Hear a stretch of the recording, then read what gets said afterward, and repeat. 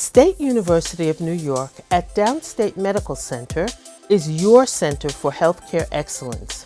Housed in an urban setting in Brooklyn, New York, Downstate is one of 64 campuses in the State University system and the only medical school in Brooklyn. More New York City doctors graduate from Downstate than from any other medical school in the country. Health Center is sponsored by SUNY Downstate and delivers up-to-date information in healthcare and community outreach programming. Its university hospital is known for its centers of excellence, quality patient care, cutting-edge education, as a major scientific research center, and for its emergency room, which is open 24 hours. SUNY Downstate's educational programming includes our School of Graduate Studies, which has trained some of the world's best scientists and teachers, including Dr. Robert Furchgott, winner of the 1998 Nobel Prize in Medicine. Also included are the College of Health-Related Professions,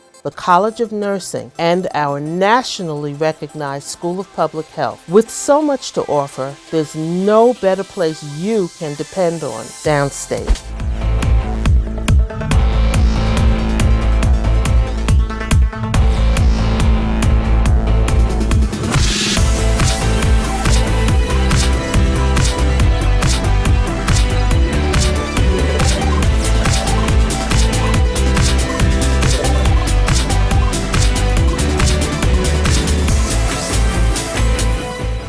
Live from the Health Center at SUNY Downstate, this is Star for Brooklyn. Welcome, it's Star for Brooklyn. My name is Tanya Taylor and Christopher Jimenez. Great to be back with everyone.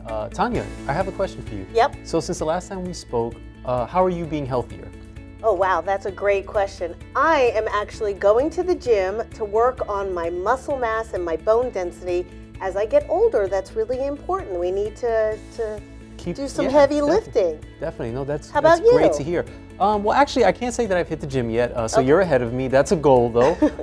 But what I am doing now is I'm making sure that whenever I come to work, I use the stairs. No more elevator, walking up the stairs, walking down the stairs, trying to get as much activity in as possible. Because a little something is better than nothing, you know? Okay, yeah. So what are we talking about today? Well, we are going to continue to talk about health, but specifically about nutrition, because when we talk about being healthy, of course, you have to find a way to also bring nutrition into the conversation. And it's tough because, right, I mean, we love to eat, we like good foods, and we shouldn't deprive ourselves, but at the same time, we should find the balance. Excellent. So we would like, Star for Brooklyn would like to welcome our guest today. Please help us welcome Jacki Brockman, who is a registered dietitian. Hey Jacki, come on over. Hi. Hey, Jacki, great to see you. Thanks for coming. Thank you for having me. Welcome. So, Jacki, the first question I wanted to ask you, I've been thinking about this for a while. You know, you read all this stuff about, here in America, us as Americans, we consume way too much sodium or salt, right? And you don't know what's real and what's not out there, especially these days, but you're an expert, you're a registered dietitian. So, do we consume too much sodium? Is that really a problem here? And what can we do to kind of not make it such a problem, in our lives? That's a great question. Yes, we on average consume way too much sodium. The typical American diet is, it contains 2 to 3 times the amount of sodium that we should be consuming on a regular basis. Oh, that's a lot. It's a lot, and too much sodium definitely will wreak havoc on our health long term. It increases our risk for high blood pressure, high cholesterol, heart disease. It also impacts the kidneys. Wow. Okay. And Jacki, how much sodium should we consume a day then? Like and how do we even, measure that, right? Because do I have to go into a store or a restaurant and have a calculator? Sometimes it can be a little cumbersome. So what would you suggest? What do you think works? Yeah, in general, I think, a few easy tips I often provide are, we have to look at where our food is coming from. Where are most of our meals coming from? Are we preparing them mostly at home? If that's the case, we're probably not consuming as much sodium as the traditional typical American. However, if we're eating out frequently, even if we're ordering lunch on a regular basis. So Monday through Friday, we go in and buy lunch from the cafeteria or the local restaurant or a fast food chain. We will likely be consuming more sodium than what we should be doing. And more research is going into this, but recent research studies are showing that we should be consuming less than 2,300 milligrams a day. And the typical American diet it contains over 3,500 milligrams a day. Wow. So again, like long term, too much sodium can definitely take a toll on our health. I'm so happy you're here. I have so many questions. I also have a question about sugar. Oh, yes. Because I think just like sodium, that there's a lot of sugar added to our foods. So my question's kind of twofold. So I want to know if you are pre-diabetic and I am pre-diabetic. When I feel really kind of sluggish or tired, because I know that there's a difference between hypoglycemic and hyperglycemic, and I don't understand sort of how would I know what to do because I'm not taking my blood sugar. Yeah, often people get confused about this topic. So Do you want to tell people what hypo and hyper? Sure. So basically, hypoglycemic just means that your blood sugar is running low. Hypo meaning low, and hyper meaning high. So your blood sugar is running high if you're hyperglycemic. So but the concern comes with how are our blood sugar levels how are they controlled long term? And if our blood sugar is elevated in an abnormal level, an unhealthy level long term, that causes damage to the entire vascular system. What can I do in terms of nutrition or other things to prevent damage or prevent me from getting the disease of diabetes and sort of scaling it back so I'm no longer pre-diabetic?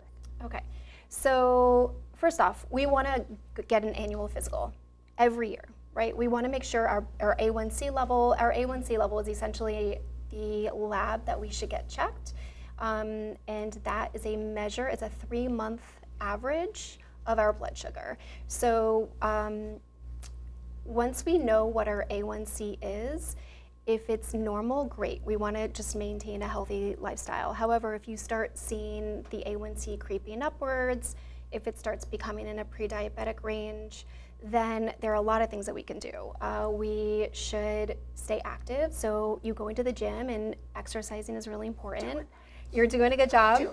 The reason exercise is so important is because when we activate our muscles, our insulin actually becomes more sensitive. And when our insulin is more sensitive, it actually grabs hold of the excess glucose in the blood and brings it down. So our insulin works really well the more active we are. When you say active, Jackie, do you mean like we have to go out there and like run a sprint, or like when you say active, like what do you mean by active? Move. Just move. Just move. What's happening nowadays is we're sitting too long. We're sitting for hours nonstop, and us sitting and being sedentary, that increases our risk for high blood sugar, diabetes, heart disease even. Yeah. It's becoming, I think it's been deemed the new smoking. Like sitting is the new smoking. So sitting long periods during the day does take a toll on our health. Wow, we've learned so much in terms of how nutrition and diet are also connected to our lifestyle behaviors. Thank you so much for coming. I have more questions. Maybe we can have you come back. Yes, you need to come back, Jackie. You need to come back. So much, because this is a really important topic. Yeah. Thank you so much. Thank you for having me.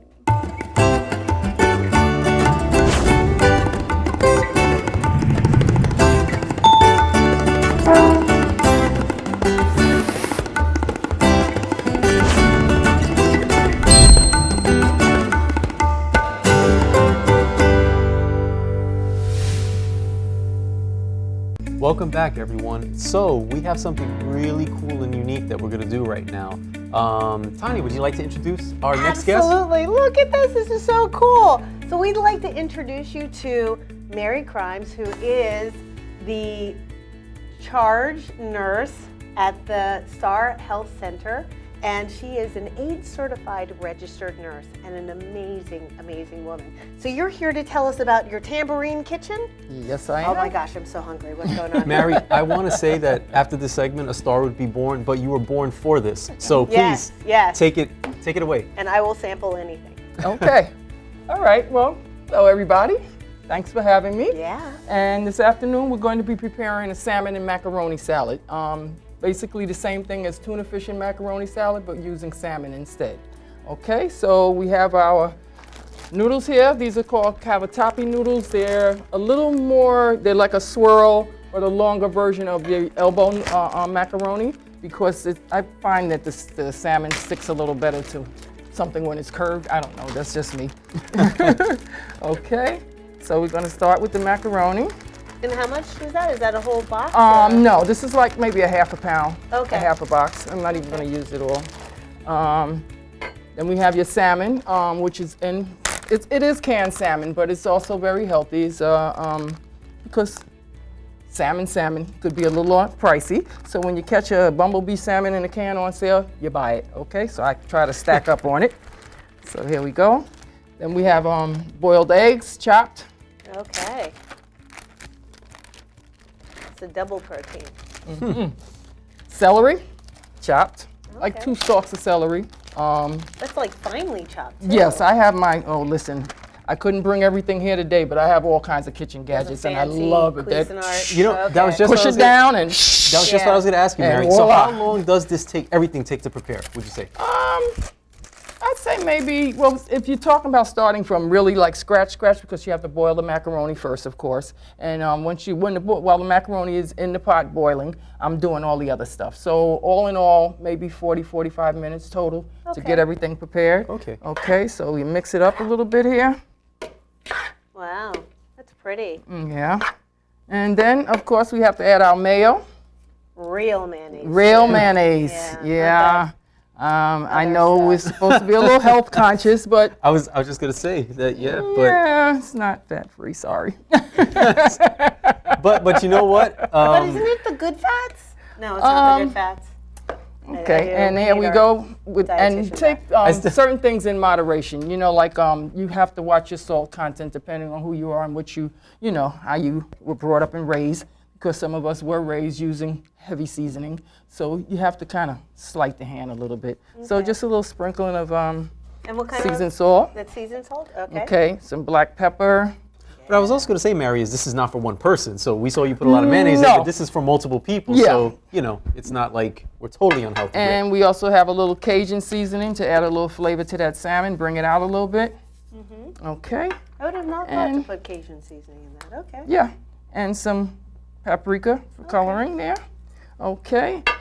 And then we mix. And while I'm sorry. Oh, thank you, Tanya. There we go. Got my little garlic powder, just a tad. Great assistant, Tanya. Great assist. Right. Yes, thank you. And just to let you guys know, so if you have to step back a little bit because then I'm cooking, I'm dancing. Oh, okay. Dance to the music. Yes. So we So stir. this is also sort of like how you Yeah, I keep it in shape, you know, and I also live on the top floor of my building, so I get plenty of exercise. And I walk up and down the hallways of the clinic, so I get a lot more exercise. But I think we need to add just a little more mayo. Okay. You know, just my judgment. And the name of your catering company is called The Tambourine Kitchen. Tambourine Kitchen. We should also let our audience know that Mary really does seriously move, and she dances, and she is an I play incredible my tambourine. joy. Yep. And Not while many I'm cooking, times though. we see her singing and dancing with her tambourine. Okay.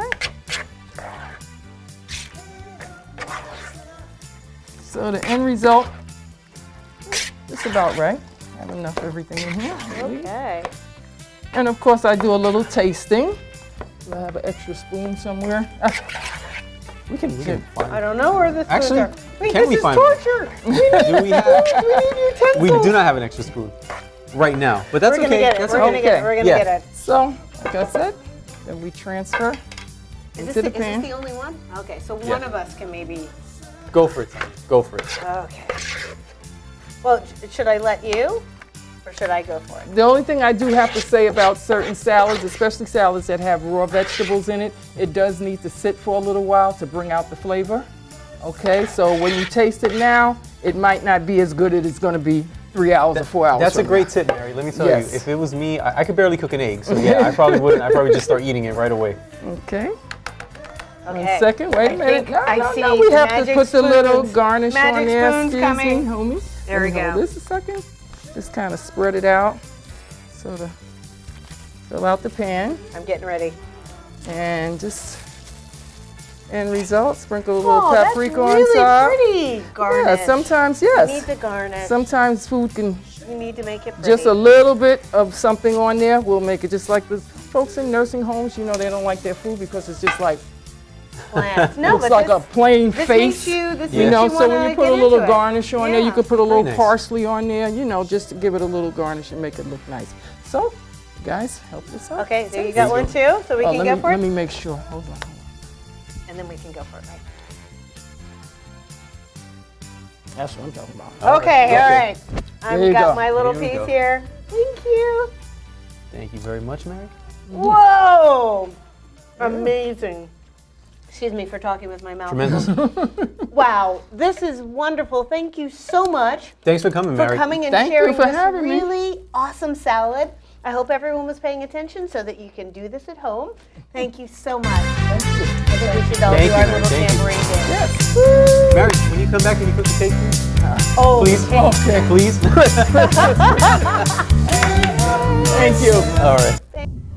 My name is Mary Crymes, and I'm the charge nurse at the Star Health Center, and I have been here for 15 years.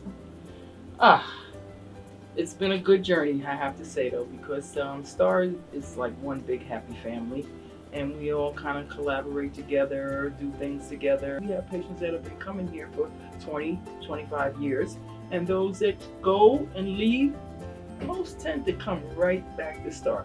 Dance, dance, dance. That is one of my favorite things to do when I'm not working. I go dancing. I love to cook. I also experiment on my coworkers. I make different recipes and bring it in for them to taste. I am healthy for me. Be healthy for you.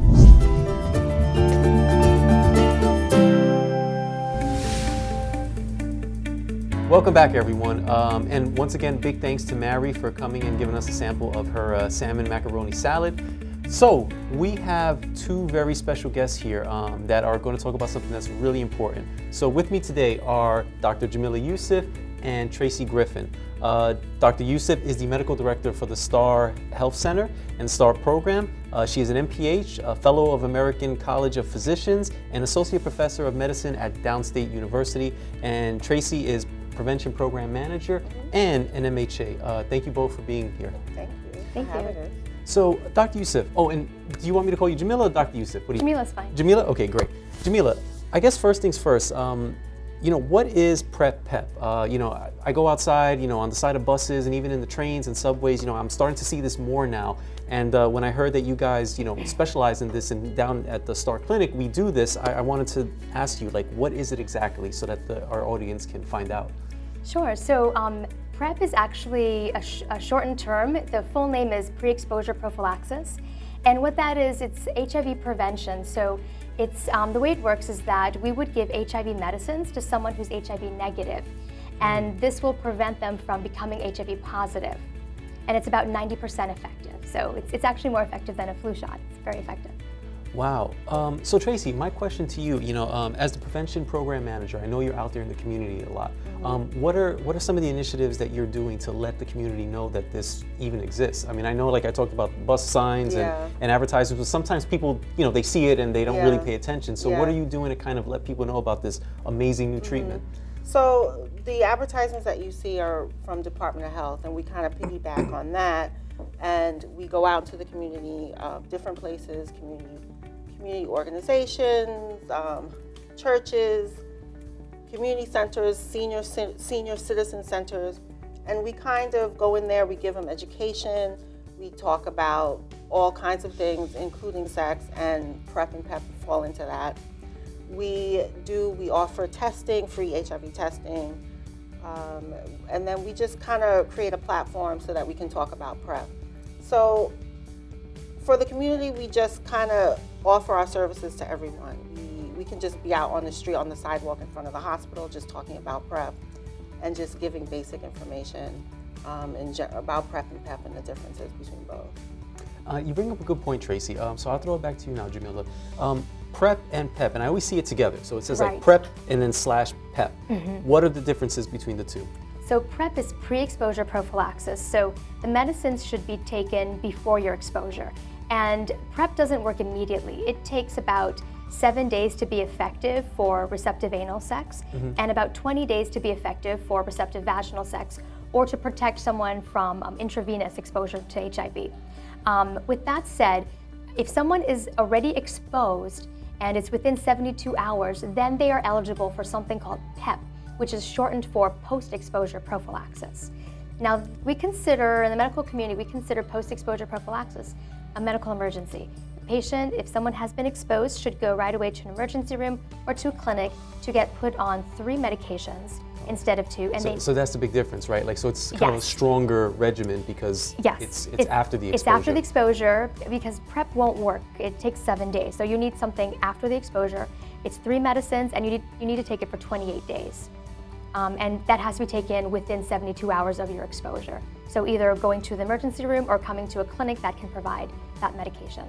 So basically what would happen, and maybe you could jump in on this, Tracey, since you're out in the community. So you would tell some, members of our community, if you have been with someone unprotected and you don't know their status within the last 3 days, you should go to get tested. So our program, we are fortunate that we are one of the recipients of a grant that provides the PEP medication for those who have been exposed. And so essentially what we do is they come in, we do an assessment to see which program they're eligible for. The timing is crucial because that dictates whether they're going to do PEP or PrEP. So once we discover that they are eligible for PEP, we do the assessment, we talk about the exposure, what happened, the type of sex, if there was any drug use or alcohol use, because we really want to hone in on the behavior and try to work with them to see maybe we can adjust what's happening in the midst of talking about and giving them PEP. So once we do that assessment, we have to talk about who's going to pay for it, right? So what we do a insurance assessment. And basically we're just seeing if that person has insurance. They have insurance, great. We go through the insurance, we figure out what they're going to pay for. If there are any lapse, meaning if they do not cover the medication, we are able to provide medication. For those who do not have insurance, we're also able to provide both medical services and medication. So there's essentially no reason someone who walked in off the street and who's had an exposure cannot access the medication. You know, Jameela, one thing I wanted to ask you, so, I mean, and that's great information. So basically, this is available to everyone. It doesn't matter what your insurance status is, what your income level is, you can get this. When someone goes, let's say somebody, has had unprotected sex in the last 3 days, and they end up going to the emergency room, what would happen in that case? So they would get HIV tested.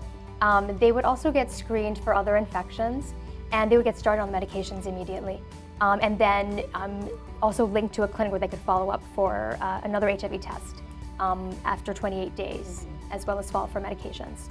And we often see those patients in our clinic as well. Yeah, there are some cases where the emergency room does not provide the full 28 days, so they're linked to special programs like ours. There's only 4 within the whole city that are able to provide PEP, full PrEP.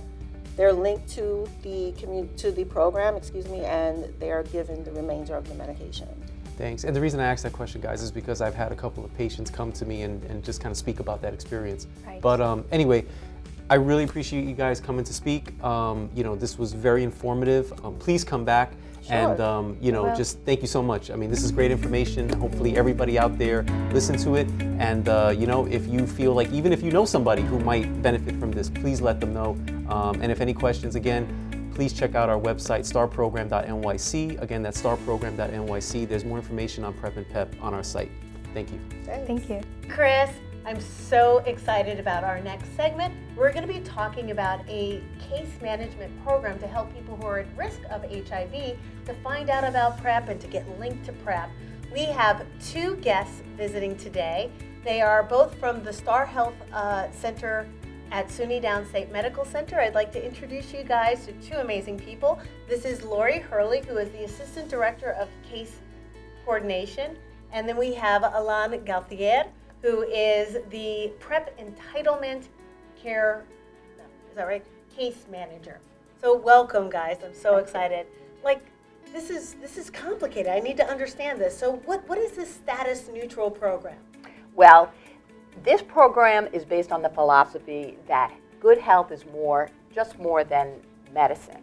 And so we all know about PrEP. We've been talking about how PrEP is a great intervention. It's a medical intervention, though, and people lead very full lives that have a social aspect, an economic aspect, a stigma aspect, and we're here to help address those kind of things and help people address the barriers to getting in, to decide whether or not that PrEP is right for them. Oh, okay. So, Alain, this is actually what you do. You help people with the barriers. Can you tell me a little bit more about your work? Yes, I'm usually trying to find out with the patient what their needs are. Because sometimes we try to offer a service, a product, and we don't necessarily, I'm seeing the need from the other person. So we try to find out that together with the patient. And then trying to find a solution and get to the point where the patient can make a decision about PrEP, if it's good or not for them. So it's very tailored to that person. Yes. So what are the common needs that you guys are seeing in terms of being barriers to people finding about PrEP, getting linked to PrEP? What are the common needs? Well, one big need would be health insurance. Not everybody has insurance or the right kind of insurance, and so Alain is a big help with that. He's a certified application counselor who helps people get onto insurance. Oh. Yeah. Okay. Yes. That's a difficult process, right? Linking people to insurance. It may be, it's not difficult if you have the tools. We usually go through the state, your state of health, the marketplace for health insurance. And if the patient doesn't qualify, we can always find another program that help cover the cost of the medication and the labs and doctor visits. That's great for people to know that there's always a solution, that insurance is not a barrier. So thank you. Thank you guys very, very much. Thank you. Wow, that was so much fun. You know what, Tanya? A lot of fun and a lot of great information. And the one thing I want to just tell our audience is that, there's a lot of stuff that we talk about, and it doesn't mean that you have to do it all at one time. Just take one thing you heard from today, and if you can take one thing and start on that path, then you're doing good, Excellent. And I want to share with you that you can also share with us how you are staying healthy on social media. And don't forget, #BeHealthyForYou. One more thing, Tanya, also check us out at starprogram.nyc. Again, great website, a lot of good information there. So if you have the chance or the time, starprogram.nyc. And #BeHealthyForYou. Bye.